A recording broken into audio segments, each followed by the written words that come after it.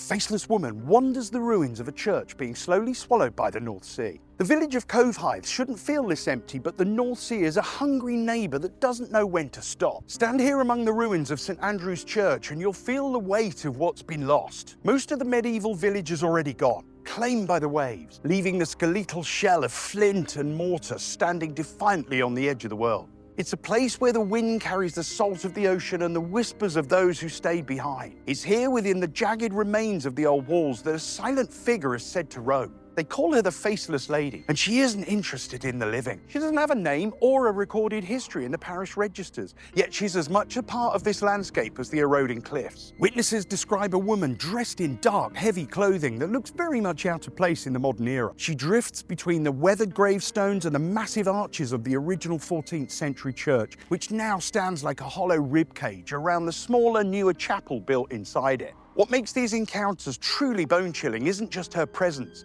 but the moment she turns towards you. Where there should be eyes, a nose and a mouth, there is only a smooth, featureless surface. She has no voice to tell her story, so we're left to wonder what keeps her tethered to this retreating shoreline. Some believe she's a manifestation of the grief felt by a community that has watched its heritage fall into the sea decade after decade. Others think she's a soul whose physical identity was washed away with the very ground that her house once stood on. She doesn't haunt the village streets because the streets don't exist anymore. They're under the grey water now. She stays in the churchyard because it's the last piece of sacred ground before the drop into the abyss. There's a strange, heavy silence that falls over Covehithe, even on a breezy day. When you're walking through the long grass of the churchyard, you might feel a sudden chill that isn't the North Sea wind. If you see a figure standing perfectly still by the ruins, don't expect a greeting. She doesn't belong to our world of words and faces. She's a remnant of a Suffolk that's been erased by the tide. As the cliffs continue to crumble, one has to wonder what will happen when the church finally falls. Will she follow the stones down into the cold water,